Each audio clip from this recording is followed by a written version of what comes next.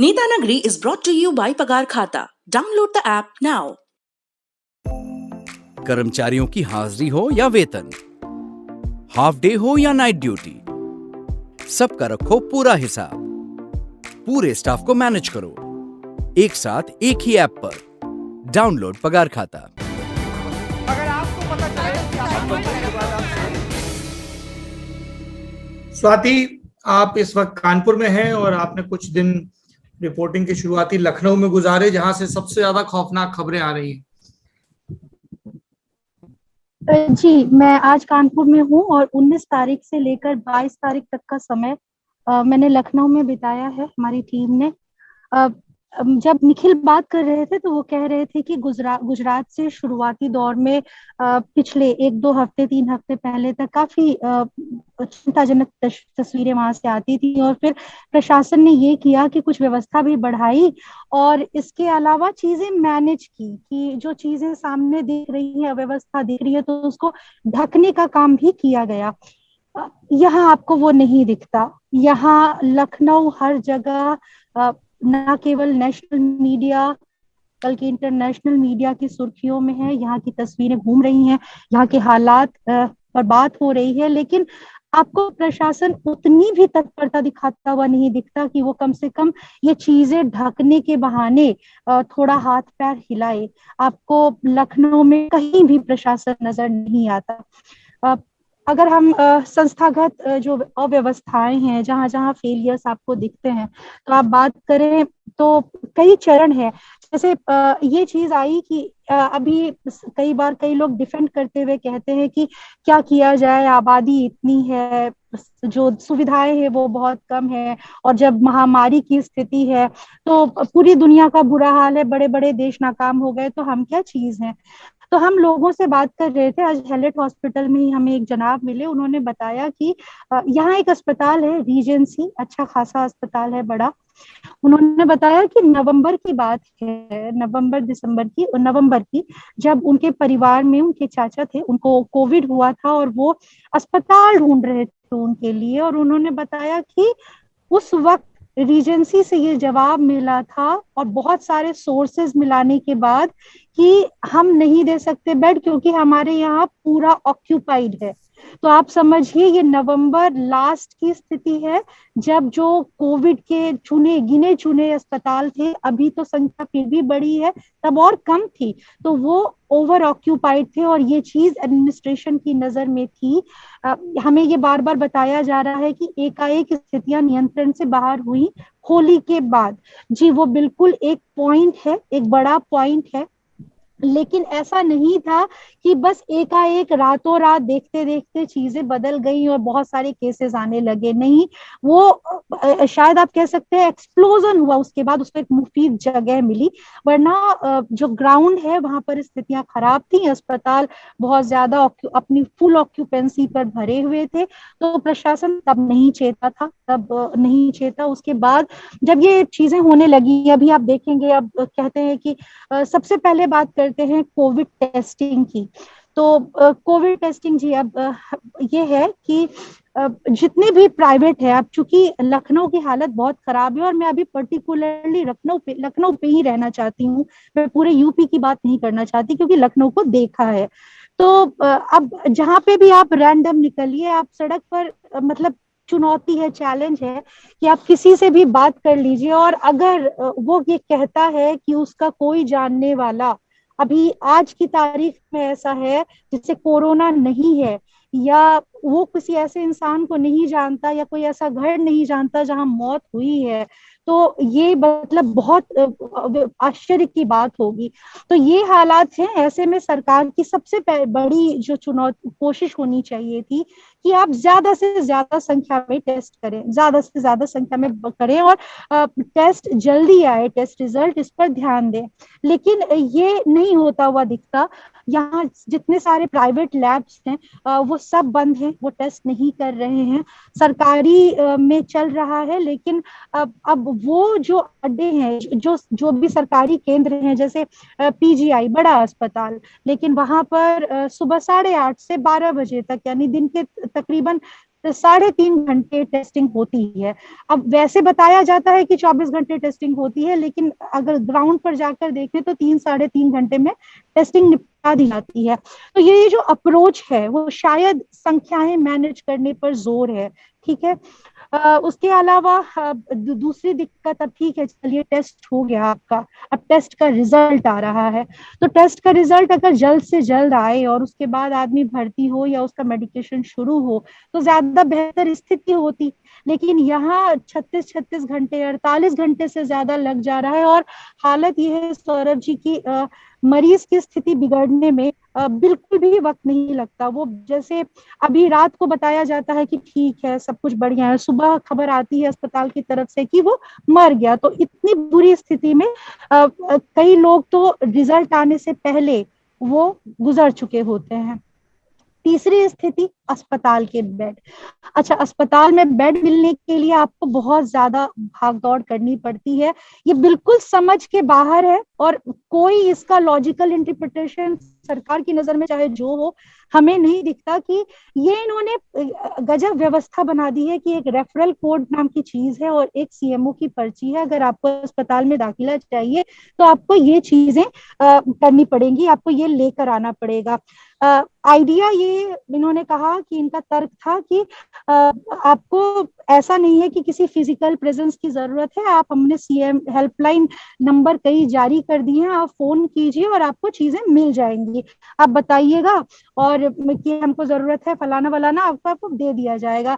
पूरे लखनऊ शहर में हर कोई, आपको कोई नहीं मिलेगा ये कहता हुआ कि जिसका फोन मिला हो उस हेल्पलाइन नंबर पर, और अगर मिला भी हो, उठाया गया भी हो और आपने मदद मांगी हो तो वो फोन काट दिया जाता है, कोई हेल्प नहीं होती है। और ये बात आपको प्रशासन के लोग और जो मैनेज करने वाले लोगों में जो हैं वो भी आपको ये बताते, स्वीकार करते हुए नजर आते हैं कि वो नहीं चलता। अच्छे खासे जो पार्टी समर्थक है वो भी आपको ये चीज कहते हुए नजर आते हैं। तो आदमी के पास चारा क्या बचता है जब हेल्पलाइन नंबर नहीं होता? उसके पास चारा बचता है कि वो यहाँ से वहां, एक पॉइंट से दूसरे point, Covid centres, command centres जो बने हुए हैं वहां पे वो दौड़ भाग करता रहे रेफरल कोड पाने की आस में। या अगर किसी को अब ये ना केवल रेफरल कोड के लिए, बल्कि अगर आपको अपना पेशेंट शिफ्ट कराना, अब देखिए इन्होंने क्या किया कि जब बहुत ज्यादा क्रिटिसिज्म हुआ कि हॉस्पिटल बेड्स कम है, क्यों नहीं बढ़ाए जाते ये वो, तो इन्होंने प्राइवेट अस्पतालों की भी एक मिलाकर एक लिस्ट जारी कर दी कि अब ये यहाँ कोविड का इलाज होगा। दिक्कत ये है कि उनमें से ज्यादातर जब आप वो लिस्ट देखेंगे तो कैटेगरी होती है, आगे लिखा होता है ब्रैकेट में ऑक्सीजन और वेंटिलेटर्स, आपको वेंटिलेटर्स में ज्यादातर के आगे क्रॉस का निशान मिलेगा, है ही नहीं सुविधा। तो अगर आपका पेशेंट क्रिटिकल है और वो किसी ऐसे अस्पताल में है जहां पर उसको सुविधा नहीं है तो आप उसको ट्रांसफर कराएंगे, तो आपका पेशेंट वहाँ डॉक्टर कह रहा है उसकी सांस, वो उसकी हालत खराब होती जा रही है, और आप जो रिश्तेदार हैं वो रेफरल कोड के लिए भटक रहे हैं। तो इतनी दयनीय स्थिति है, और वहां पे कोई इस बात की गारंटी नहीं है कि कब तक आपको मिलेगा कि भी नहीं मिलेगा। आपको जहां जाइए आप ऐसे सेंटर्स पर, वहां पे रोते बिलखते लोग मिलते हैं। और ऑक्सीजन, आपने सबसे बड़ा लखनऊ का नाम, आप लखनऊ का जिक्र करेंगे और सबसे बड़ी जो दिक्कत जो सामने आएगी एक तस्वीर, वो है ऑक्सीजन शॉर्टेज। ऑक्सीजन शॉर्टेज बाकी जगहों पर भी है, दिल्ली में है, मतलब देश के कई हिस्सों में ऑक्सीजन शॉर्टेज है, और दिल्ली में तो अदालत में भी गया मामला। लखनऊ में क्या चीज है, लखनऊ में अब सरकार को दिखाना था चीजें, वो था कि अस्पताल में नहीं मिल रहा है, क्योंकि अस्पताल में भर्ती मरीज के रिश्तेदार को भी ये कहा जा रहा है कि अपना लेकर आइए। तो वो सारी चीजें जब वायरल होने लगी, सवाल उठने लगे, तो इन्होंने सप्लाई सुनिश्चित करने के लिए उस ऑलरेडी शॉर्टेज वाली सप्लाई में भी थोड़ा और बढ़वाने के लिए इन्होंने ये कहा कि जो पेशेंट है, जो घर पे जिसका इलाज हो रहा है, उसको इन्होंने नाम दे दिया प्राइवेट इंडिविजुअल, ठीक है। अब इन्होंने कहा कि उसको नहीं मिलेगा, और साथ में एक विषय वो जोड़ दिया क्लॉज की अति विशिष्ट स्थितियों में, ठीक है, अगर बहुत गंभीर स्थिति में नहीं है तो उसको मिलेगा। अब गंभीर स्थिति में यहाँ 40 जिसका ऑक्सीजन है 50 पे पहुंच चुका है, वो L3 का पेशेंट है, अगर वो गंभीर नहीं समझा जा रहा है तो गंभीर की क्या परिभाषा होती है, ये समझ के परे है। अब ये इतना बड़ा भेदभाव और ये इतनी असंवेदनशीलता है सिस्टम की कि वो रोगियों में भी, मरीजों में भी और गंभीर पेशेंट्स के बीच भी ये फर्क करता है कि अस्पताल में भर्ती मरीज मरीज है, लेकिन घर में जो इलाज कर रहे हैं लोग और ऑक्सीजन सपोर्ट पे तबीयत बिगड़ रही है, आपने उसको 2 जगह फेल किया है, उसके परिवार को। आपने उसको अस्पताल में बिस्तर नहीं दिया, और जब वो खुद से भाग दौड़ करके इतनी महंगी महंगी 5,000 की चीजें वो 80,000 1 लाख तक में खरीद के ला रहा है, तब आपने उसको ये चीज भी डिनाई कर दी, उससे ये चीज भी उम्मीद छीनने लगे कि वो घर पे भी इलाज ना कर पाए। अब ये कहते हैं कि ये काला बाजारी हो रही है, इनका एक ये भी तर्क है कि काला बाजारी हो रही है। काला बाजारी तो आरोप है कि दवाइयों की भी हो रही है, जो वो रेमडेसिविर है, जो सीधे दवाएं अस्पतालों में पहुंचाई जाती हैं और कहते हैं कि नहीं मिलेगा आपको मार्केट में सीधे, क्योंकि कम है, किल्लत है, तो जहां जरूरत है, इलाज हो रहा है, वहीं पे सीधे पहुंचाया जाए। तो हमको ऐसे भी लोग मिले जिन्होंने बताया कि कुछ डॉक्टर बताते हैं जब आप हर जगह से हार जाते हैं और दवाई नहीं मिलती, अस्पताल वाले भी नहीं देते, तब कुछ डॉक्टर बताते हैं कि फला जगह जाओ, वहां पे इतने रुपए में मिल जाएगा। तो ये अब वहां पे काला बाजारी रोकने के लिए आप क्या करेंगे? आपको काला बाजारी पे ध्यान देना है या आपको सप्लाई ही रोक देनी है और किसी की सांसें ही रोक देनी है? तो लखनऊ शहर का बहुत बुरा हाल है, आपके पास बहुत सारी ऐसी कहानियां हैं, आप लेकर लौटना। कई जगहों पर लोग इतनी बुरी तरीके से बिलख रहे होते हैं कि आपकी हिम्मत नहीं होती है कि आप उसको कैमरे में रिकॉर्ड करें। आप नहीं, मतलब आप इतने, उस वक्त आपको शर्म आएगी अगर आप अपना माइक ऑन कर लें, अगर आप अपना कैमरा ऑन कर लें और दिखाएं, तो आपको शर्म आएगी कि नहीं, आप नहीं, वो नहीं दिखाना चाहते, लेकिन हालात बहुत ज्यादा खराब हैं। हमको स्वयं सेवक मिले जो वॉलेंटियर्स थे, ये एक अच्छा पहलू है। बहुत सारी नकारात्मक चीजों पे डिस्कशन हुआ, एक सिल्वर लाइनिंग ये है कि जब सिस्टम नहीं है तो आपको लखनऊ में बहुत कम लोग मिलेंगे, हैं कुछ स्वार्थी जो चीजों की कालाबाजारी कर रहे हैं और लोगों की मुश्किलों का फायदा उठा रहे हैं। लेकिन ये बात बड़ी गजब है शहर में कि मतलब हद से ज्यादा लोग एक दूसरे की हेल्प कर रहे हैं। ऐसा ऐसा नहीं है कि कोई ऑक्सीजन सिलेंडर भरवाने आया है वहां पर और वो अपनी जरूरत को ज्यादा बड़ी जरूरत समझे और जो उसके बगल में दूसरा खड़ा है वो नहीं, वो दोनों सपोर्ट। उसको अगर पता चलेगा कि फलानी जगह पे मिल रहा है तो वो अपने साथ वाले को भी कहेगा चलो भाई वहां चलते हैं पूरा। और कई लोग हैं जिनके घर में एक भी पेशेंट नहीं है लेकिन वो फिर भी शहर के लिए खड़े हैं।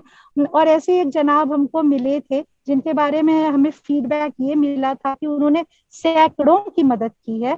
वो हमसे उस दिन हम उनका इंटरव्यू पहले ही दिन लेना चाहते थे 19 तारीख को, पर वो कैमरे के आगे आने को उत्सुक नहीं थे। हमने अगले दिन भी कोशिश की, वो नहीं आए। उसके अगले दिन 21 तारीख को वो उन्होंने कहा कि हाँ, अपनी रजामंदी दी कि हाँ ठीक है, मैं बात करना चाहता हूँ। तो उन्होंने ये कहा कि आज मैं इसलिए बात करने आया हूँ क्योंकि आज मैं हार गया हूँ। अब तक 21 तारीख के पहले तक पिछले 10-15 दिन में बहुत भाग दौड़ करके चीजों का इंतजाम हो जा रहा था, लेकिन अब नहीं हो रहा है। अब सब कुछ चुक चुका है। अब ना कहीं सिलेंडर है, ना कहीं गैस मिल रही है, ना कुछ हो रहा है। तो कल मंत्री जी ने शेयर की थी एक तस्वीर कि वाराणसी तक पहुंच चुका था। जब मैंने आखिरी बार कल रात को उन्होंने शेयर किया था कि वाराणसी तक पहुंच चुके हैं ट्रक ऑक्सीजन सिलेंडर जो लेकर जा रहे हैं, और कि अब पहुंचने वाला है, वो उसको स्पेशल कॉरिडोर से भेजा जा रहा है। ठीक है, पर वो कितने दिन की सप्लाई सुनिश्चित कर पाएगा ये कहना मुश्किल है। और क्या वहां पे भी भेदभाव जारी रहेगा? क्या जो घर के मरीज हैं उन्हें वो दिया जाएगा या नहीं दिया जाएगा? जो सिस्टम है वो उनके प्रति संवेदनशीलता बरतेगा? उसे शर्म आएगी क्या कि उसने उनको अस्पताल तक नहीं दिया और अब वो उनसे आखिरी जरिया भी छीन रहे हैं? तो ये देखने वाली चीज